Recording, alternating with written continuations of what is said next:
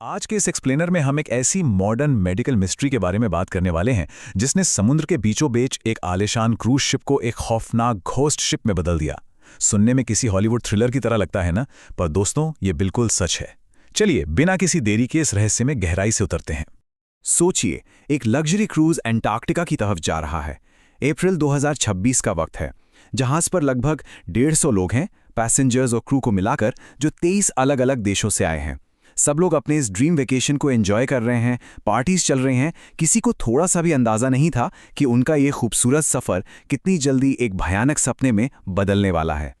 तो आखिर इस 2026 के उशवाया क्रूज इंसिडेंट की शुरुआत हुई कैसे? आइए इस घटना की पूरी टाइमलाइन को स्टेप बाय स्टेप समझते हैं। देखिए, सब कुछ बेहद तेजी से हुआ। 1 अप्रैल को ये जहाज अर्जेंटीना के उशुआया पोर्ट से निकलता है। शुरुआत में सब कुछ एकदम नॉर्मल था, लेकिन सिर्फ 10 दिन बाद यानी 11 अप्रैल को अचानक एक 70 साल के डच पैसेंजर की जहाज पर ही मौत हो जाती है। शुरू में उन्हें सिर्फ बुखार और सांस लेने में तकलीफ थी, तो किसी ने ज्यादा सोचा नहीं। फिर आती है 26 अप्रैल, एक और मौत। इस बार उस मरे हुए पैसेंजर की पत्नी की जान जाती है, जो तब तक जहाज से उतरकर साउथ अफ्रीका पहुंच चुकी थी। इसके बाद तो जैसे जहाज पर पैनिक मच गया। लोग लगातार बीमार पड़ने लगे। हालात इतनी तेजी से आउट ऑफ कंट्रोल हो गए कि 2 मई को इस अनजान रहस्यमयी बीमारी के बारे में सीधे वर्ल्ड हेल्थ ऑर्गेनाइजेशन यानी WHO को इमरजेंसी अलर्ट भेजा गया। अब आप सोच रहे होंगे कि इस बीमारी की शुरुआत कहां से हुई? इसका ओरिजिन सच में हैरान करने वाला था। जहाज पर आने से ठीक पहले वो डच कपल उशवाया में एक ऐसी जगह घूमने गए थे जहां बहुत सारा कचरा और चूहे थे, एक रैट इन्फेस्टेड लैंडफिल।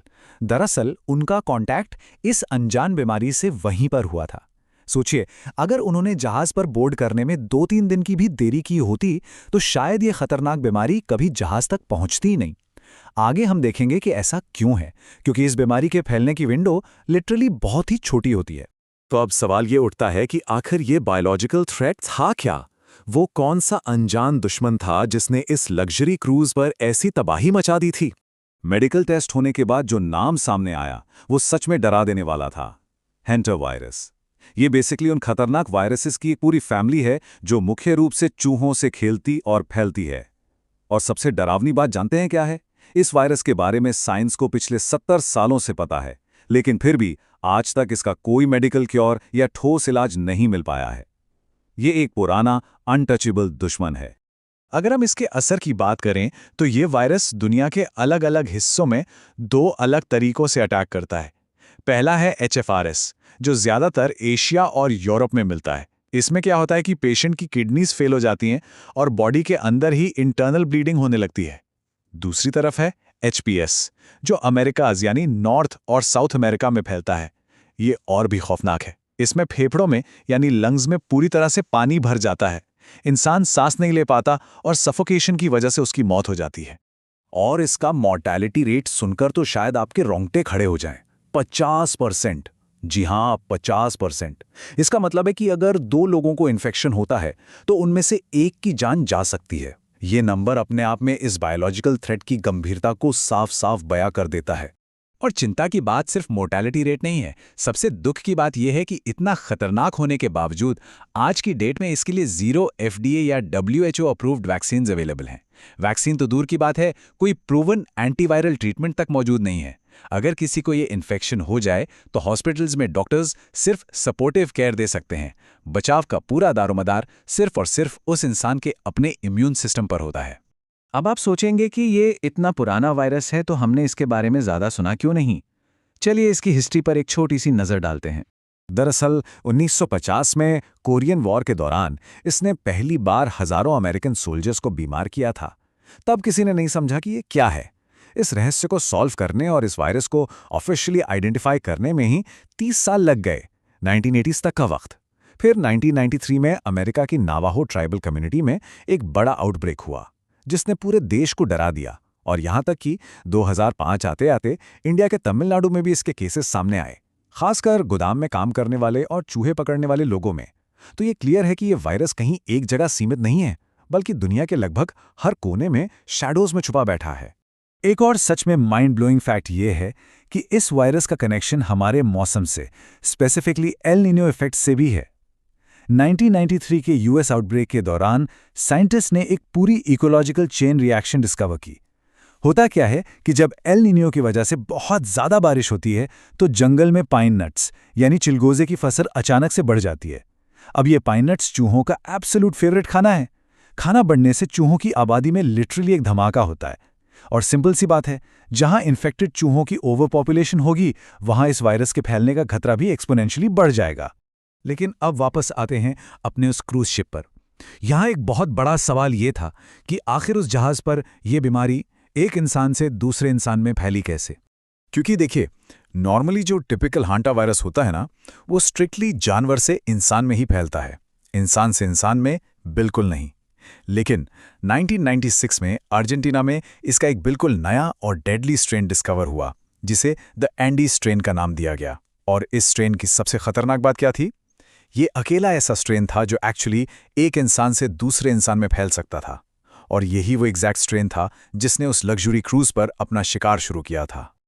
अब इस ह्यूमन टू ह्यूमन ट्रांसमिशन का नाम सुनकर आपको शायद कोविड-19 याद आ गया होगा, लेकिन घबराइए नहीं, इनकी बायोलॉजी बहुत अलग है।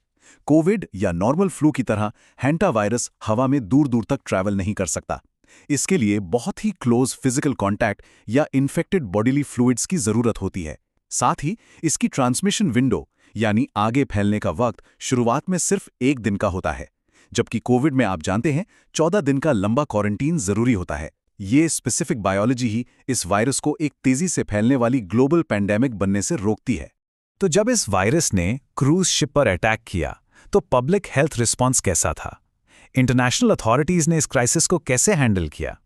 उस वक्त हालात कितने टेंस थे, इसका अंदाजा आप इस बात से लगा सकते हैं कि डर के मारे वेस्ट अफ्रीकन देश केप वर्डे ने उस जहाज को अपने पोर्ट पर आने से ही साफ मना कर दिया। शिप पानी में फंसा था। काफी लंबी डिप्लोमेटिक कशमकश और नेगोशिएशन के बाद आखिरकार 10 मई को स्पेन के टेनेरिफ आइलैंड पर इसकी इमरजेंसी डॉकिंग अप्रूव की गई। इसके बाद बीमार मरीजों को हाई टेक कंटेनमेंट के साथ यूरोप और अफ्रीका के अलग अलग अस्पतालों में एयरलिफ्ट किया गया। एक ऐसी बीमारी को रोकने के लिए ये अपने आप में एक मैसिव इंटरनेशनल मेडिकल एफर्ट था। इस पूरे केओस के बीच वर्ल्ड हेल्थ ऑर्गेनाइजेशन ने आके एक बहुत बड़ा आश्वासन दिया। उन्होंने ऑफिशियली कहा, the overall risk to the global population is low, मतलब आम जनता को इससे घबराने की जरूरत नहीं है।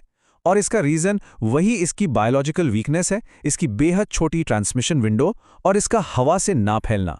ये एक ऐसी साइंटिफिक फैक्ट है जिसने उस वक्त पूरी दुनिया को एक बड़ी राहत दी थी। अब जब हम जानते हैं कि मेडिकल साइंस के पास इसका कोई गारंटीड इलाज नहीं है, तो आम जिंदगी में इससे बचने के प्रैक्टिकल तरीके क्या हो सकते हैं? ऐसे मामलों में prevention is better than cure वाली बात बिल्कुल सच बैठती है। सबसे जरूरी है रोडेंट्स यानी चूहों को अपने आसपास आने से रोकना। अपने घरों और इमारतों में जितने भी गैप्स या दरारें हैं उन्हें पूरी तरह सील कर दें। अगर आप किसी पुराने, बंद या धूल भरे स्टोर रूम में जा रहे हैं तो हमेशा ध्यान रखें कि N95 मास्क और ग्लव्स पहनकर ही जाएं। चूहों की ड्रॉपिंग्स यानी उनके मल से पूरी तरह कांटेक्ट अवॉइड करें। और सबसे बेसिक चीज़, अपनी फूड हाइजीन मेंटेन रखें और कचरे को सही जगह फेंकें ताकि चूहे आकर्षित ही ना हों। बस ये छोटे छोटे आसान कदम ही इस बीमारी के खिलाफ आपका सबसे बड़ा डिफेंस है। तो आखिर में ये सब कुछ एक बड़ा सवाल खड़ा करता है। एक ऐसी दुनिया में जहां हंटा वायरस जैसे खामोश और अनसुलझे खतरे आज भी छुपे हुए हैं, क्या सही जागरूकता और इन्फॉर्मेशन ही हमारी सच्ची वैक्सीन है? उशवाया क्रूज शिप की वो घटना हमारे लिए एक बहुत बड़ा वेकअप कॉल थी। सही जानकारी होना, फैक्ट्स को समझना और अपने एनवायरनमेंट के प्रति सतर्क रहना ही इन साइलेंट बायोलॉजिकल थ्रेट्स को मात दे सकता है। आज के इस एक्सप्लेनर में हमारे साथ इस सफर पर निकलने के लिए आपका बहुत बहुत शुक्रिया। Subscribe to Nexera Docs for more amazing contents. Don't forget to like and share.